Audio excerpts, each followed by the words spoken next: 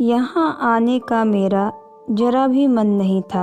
मैं जानती गलती मेरी है, पर मैं क्या करूँ। जब भी मैं अपने पति को याद करती हूँ, मेरा खुद पर काबू नहीं रहता। मेरा दिमाग खराब हो जाता है, बड़बड़ाने लगती हूँ और जो भी सामने आता है उसमें मेरे पति की छवि दिखने लगती है और मैं सामने जो भी होता है उसे मारने लगती हूँ। एक बार तो भाभी को दांत काटा था, जिससे वो लहूलुहान हो गई थी। बस तभी दादी ने हुक्म दे दिया कि इसे पागल खाने में डाल दो। यहाँ थोड़ी भी आवाज़ करो तो इलेक्ट्रिक करंट देते हैं। मैंने दादी से कहा भी कि दादी बहुत दर्द होता है और बहुत सिर दर्द होता है, पर दादी ने एक नहीं सुनी। रात में जो आदमी रहता है वह मेरे बदन पर हाथ फेरता है। प्रतिकार करूं तो करंट लगाने की धमकी देता है। मैंने जैसे ही मोबाइल झपटना चाहा, उसी आदमी ने पकड़ लिया और डॉक्टर के कहने पर एक कमरे में बंद कर दिया जहां कोई नहीं था। तो सिर्फ अकेलापन, सिसकियाँ, डर और बहुत सारा दर्द। रात हुई, मैं डर से कांप रही थी। आज वो आया, पर आज उसे किसी का डर नहीं था, क्योंकि उसे कमरे में मैं अकेली थी। आज उसने मुझे नोच डाला। सुबह मैंने डॉक्टर से कहा कि मेरे पेट में बहुत दर्द हो रहा है, पर मेरी किसी ने नहीं सुनी। अब तो वो जब मन करता मेरे पास आता और मुझे नोच नोच कर अधमरी कर देता। आधी रात तक वो मनमर्जी करता। रोते रोते मैं निढाल हो जाती, पर उसे दया नहीं आती। कितने दिन बीत गए पता ही नहीं। आज दादी मुझसे मिलने आई, मुझे होश ही नहीं था। वो मेरे कमरे में आई, उन्होंने मेरे माथे पर हाथ रखा। मुझे लगा ये उसका ही हाथ है। मैं जोर से चीखी। दादी घबरा गई, बोली क्या हुआ, मुझे नहीं पहचानती। मैंने जोर से आंखों मसला, हाँ हाँ ये तो दादी है। मैं जोर जोर से रोने लगी। दादी मुझे घर ले चलो, ये देखो यहाँ मेरे साथ क्या हो रहा है। और मैंने अपने बड़े हुए पेट पर हाथ रखा। उनकी आंखों आश्चर्य से चौड़ी हो गई। बोली ये क्या कर दिया तूने कल मुही, कहीं मुंह दिखाने लायक नहीं रखा। पहले भी क्या कम रंग दिखाया है तूने, जो अब ये मैं बचपन से समझाती आई हूँ कि तू पराई अमानत है, संभल कर रहा कर। पता नहीं कितनी देर तक वो मुझे कोसती रही। अचानक मैंने उन पर झपट्टा मारा और दांत से काटने लगी। शोर सुनकर डॉक्टर और हॉस्पिटल का स्टाफ आ गया। फिर से करंट दिया गया और कुछ याद नहीं। बस इतना याद है कि रात में कोई साया मेरे ऊपर झुका हुआ था और पेट बहुत दर्द हो रहा था। होश आया तो दादी आई थी, साथ ही पुरानी बातें, पुराने लोग याद आने लगे। उन पुराने लोगों में एक था अमन, नाम की तरह एकदम शांत। कॉलेज में मेरी की क्लास में था, बस पहली नज़र वाला इश्क था। एक दिन हम दोनों को बाइक पर किसी ने साथ में देख लिया और घर में बता दिया। घर पहुंची तो देखा दादी की आंखों में गुस्से से धधक रही थी। उन्होंने फौरन मेरी शादी का हुक्म दे दिया। मैंने अमन को फ़ोन लगाया और घर में आए सैलाब के बारे में बताया, पर उसने कहा वह अभी दादी के लिए तैयार नहीं है, वह अभी शादी के लिए तैयार नहीं है। अगर मैं दादी को मना लूँ तो पढ़ाई पूरी होने के बाद हम दोनों शादी कर लेंगे। पर दादी कहाँ मानने वाली थी। 10 दिन बाद ही समाज प्रमुख के बेटे से ज़बरदस्ती शादी करवा दी। पापा ने दादी को मनाने की बहुत कोशिश की, पर दादी ने कहा बेटी कांच की तरह होती है, चटक भी जाए तो किसी काम की नहीं होती। पराई अमानत है, कब तक संभाल कर रखोगी। पापा लाचार थे और मैं शादी के बाद ससुराल आ गई। सुहाग सेज पर बैठी, कब नींद आ गई पता ही नहीं चला। शराब की तेज बदबू से नींद खुली। देखा तो कमरे में लड़खड़ाते हुए एक आदमी ने प्रवेश किया, जो दुर्भाग्य से मेरा पति था। ऐसा लगा शराब पी नहीं बल्कि शराब से नहा कर आया है। आते ही वह दानव मुझ पर टूट पड़ा। मैं रोती रही, दर्द से कराहती रही, पर उसे दया नहीं आई। और जब तक वो शांत हुआ, मेरे तन के साथ मेरा मन, मेरी सारी ख्वाहिशें, मेरे अरमान सबको तार तार कर गया।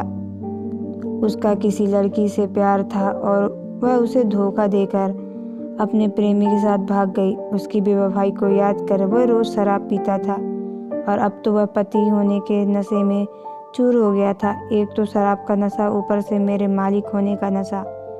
इन दोनों नशे ने उसे जानवर बना दिया था। जब उसका मन करता वह मुझे मार मार कर अधमरा कर देता और फिर मेरे साथ बेजान जिस्म को नोचता।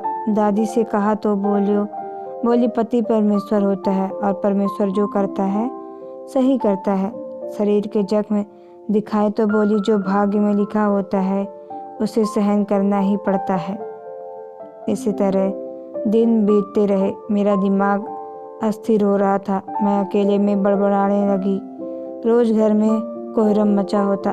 सास ससुर को कहा तो मुझे ही चरित्रहीन बनाया। बोले तेरे जैसे लड़की से शादी ही इसीलिए करवाई, किया कर, मेरे बेटे को संभाल कर, ज़्यादा नाटक मत कर। वैसे भी जिसका नमक खाते हैं उसका वफादार रहना चाहिए। जिंदगी नर्क से भी बदतर हो गई थी। अर्ध पागल अवस्था में जा रही थी और एक दिन जब घर में कोई नहीं था तो उसने मुझे घर से निकाल दिया। मैं पागल की तरह चीख रही थी, उसे गालियाँ दे रही थी। मेरे पागलपन ने जोरदार हमला किया मुझ पर। मैं पागल की तरह बड़बड़ाते हुए दर बदर भटक रही थी। पता नहीं कितने दिन हुए होंगे, भूखी प्यासी भटक रही थी।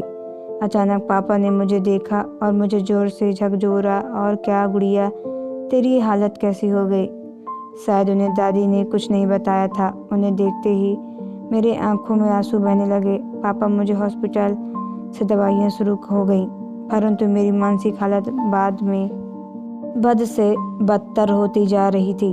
पापा ने कोई केस करके तलाक करवा दिया, पर मेरी हालत गंभीर होती जा रही थी। मुझे हर जगह मेरा पति ही दिखता था। जब भी कोई मेरे पास आता तो मैं उसे मारने लगती और दांत से काटने लगती। कभी मैं जोर जोर से रोने लगती। परेशान होकर भैया मुझे रूम में बंद कर देते और बंद कमरे में मेरा पागलपन हद बाहर का हो जाता।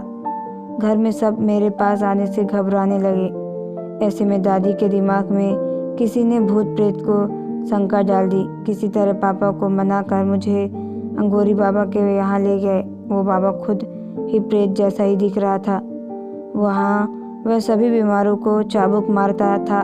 उसने मेरे बाल पकड़कर बहुत मारा, शरीर पर गर्म लोहे के छड़ से दागा। शरीर के साथ मन और दिमाग की छलनी हो गए। कितना दर्द हो रहा था।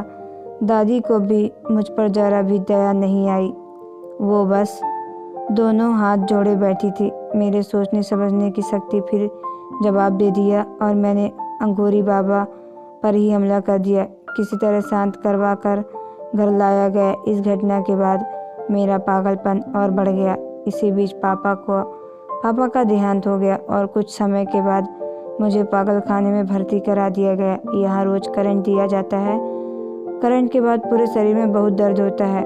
पूरे जबड़े में इतना दर्द होता है कि कुछ खाने पीने के लायक नहीं रहती। इतनी तकलीफ कम थी कि नराधम की नीयत बिगड़ गई। मैं कॉलेज में कितनी आत्मविश्वास से भरी सुंदर चंचल युवती थी। पापा को मुझ पर गर्व था और उसी समय मुझे अमन से प्यार हो गया था। मुझे आगे पढ़ना था, पर दादी ने मेरी शादी करवा दी। वो नराधम फिर आया, फिर से नोच नोच कर मुझे गया। उसकी दरिंदी से खून की धार फूट पड़ी। गर्भपात हो गया। आंखों खुली तो हॉस्पिटल में भी एक टक बस छत को ताक रही थी। कोई पुकार रहा था, गुड़िया गुड़िया।